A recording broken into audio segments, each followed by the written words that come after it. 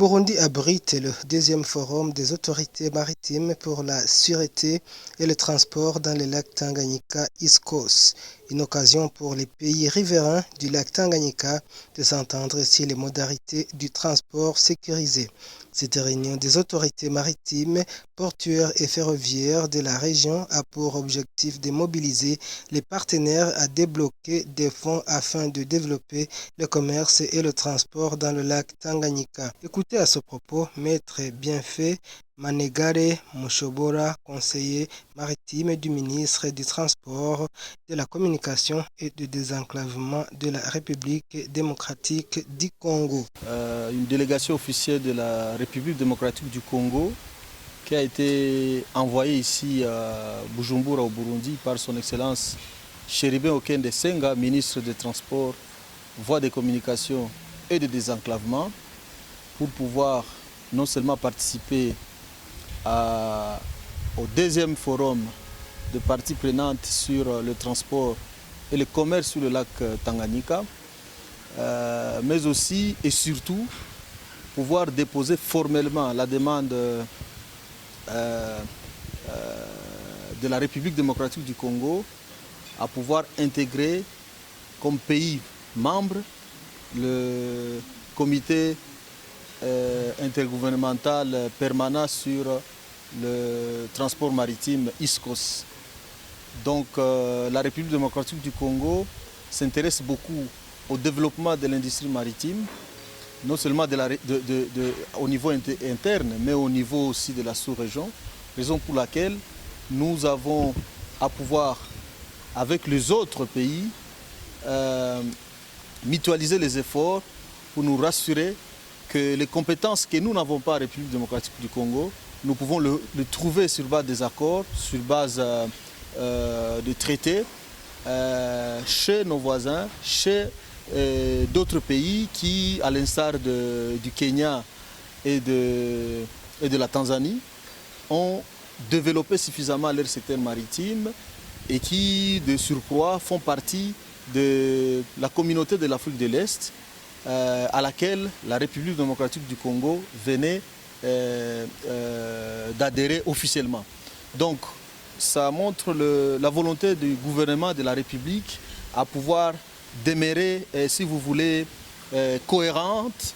vis-à-vis des engagements qu'il est en train de prendre. Lorsque nous intégrons une communauté, nous devons nous rassurer que tous les avantages, toutes les opportunités qu'offre cette communauté et dans tous les secteurs sont bénéfiques effectivement à la République démocratique du Congo. Ça, c'est le premier volet. Le deuxième volet, c'est que vous savez que la RDC, c'est un pays aux dimensions continentales. C'est un pays d'Afrique à l'Afrique centrale, mais qui a 9 voisins. Ces voisins sont du nord au sud, de l'est à l'ouest.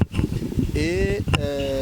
nous sommes conscients du rôle que la République démocratique du Congo doit jouer pour booster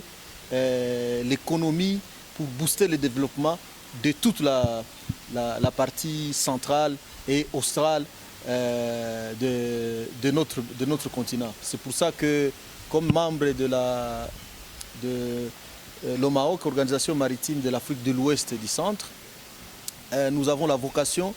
de pouvoir rallier ISCOS, qui regroupe les États d'Afrique australe et de l'Afrique de l'Est, pour pouvoir mettre en œuvre ou matérialiser la vision de son Excellence Chéribin Okende, ministre du Transport de la République démocratique du Congo, de pouvoir créer l'organisation maritime africaine. Et notre approche consiste en effet à être seul pays qui soit à la fois membre de l'OMAOC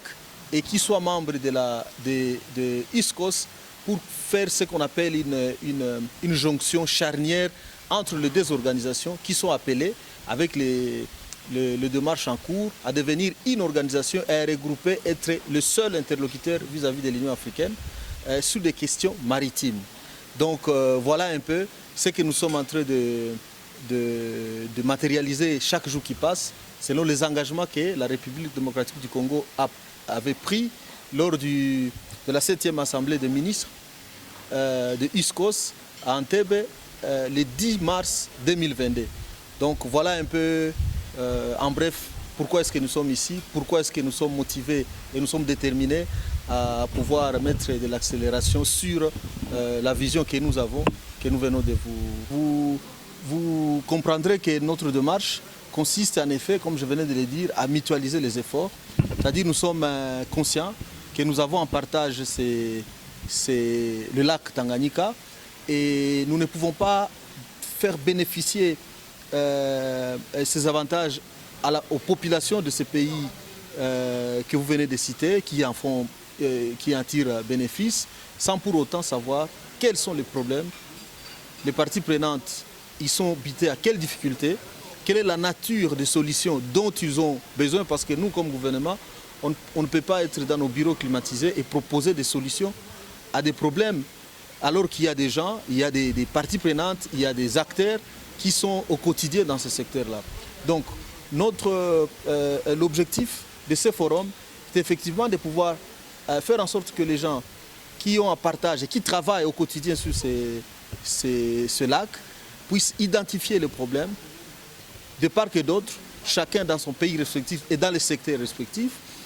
de manière à ce qu'ils soient non seulement en mesure d'identifier ce problème, mais proposer le type de solution, d'intervention qu'ils souhaitent avoir de la part du gouvernement. Donc nous sommes gouvernement, nous avons les oreilles attentives et notre accompagnement justifie justement que le souci que nous avons à pouvoir faire tout pour que nous soyons le plus proches de ces acteurs et que nous imaginions, que nous puissions mettre en œuvre des solutions qui sont effectivement bénéfiques pour eux, non des solutions que nous mettons nous-mêmes, nous imaginons. Quant à Jacques Bigirimana, directeur général du pôle de Bujumbura, indique que le présent forum a pour objectif de donner un coup d'accélérateur dans une perspective de coordination et d'intégration du système de transport dans le bassin du lac Tanganyika avec les efforts en synergie de tous les pays riverains du lac Tanganyika. C'est pour moi un grand honneur de m'adresser encore une fois à vous à l'occasion de la clôture du deuxième forum des parties prenantes pour la facilitation du commerce et du transport sur le lac Tanganyika organisé par l'ISCOS en collaboration avec l'autorité maritime, portuaire et ferroviaire ANPF et sous les auspices du ministère du Commerce, du Transport, de l'Industrie et du Tourisme. Mesdames, Messieurs, tout protocole observé. Je voudrais, en guise de rappel, vous informer que le présent forum avait pour objectif de donner un coup d'accélérateur dans une perspective de coordination et d'intégration du système de transport dans le bassin du lac Tanganyika avec les efforts en synergie de tous les pays riverains du lac Tanganyika. À travers ce forum, le grand objectif est d'avoir des infrastructures de transport en quantité et en qualité basées sur l'équilibre multimodal dans le secteur de transport avec une législation harmonisée en transport sécurisé suivant les normes et standards internationaux. Il a été donc demandé aux participants, dès le début, de mettre en exergue les atouts et les potentialités, non seulement pour un développement intégré, mais aussi sur les défis à surmonter pour une meilleure coordination dans le processus d'investissement en matière de transport sur le lac Tanganyika. Je précise également que ce forum a été guidé par une approche méthodologique et s'est fixé sur les voies et moyens d'atteindre nos objectifs pour faire avancer des initiatives visant à faire le transport lacustre le plus sécurisé et compétitif possible. L'attention de ce forum a porté spécifiquement sur la nécessité de l'harmonisation de la législation dans le transport sur le lac Tanganyika. La mise en place d'un plan de recherche et sauvetage sur le lac Tanganyika. La création de nouvelles connexions multimodales, les lacs, a envie d'ouvrir notre région, nouveau corridor sud. La construction d'au moins un centre de formation des marins sur l'un des ports du lac Tanganyika. Vous saurez qu'étaient présents au forum le Burundi, la Tanzanie, la Zambie, la République démocratique du Congo, le Kenya et l'Ouganda.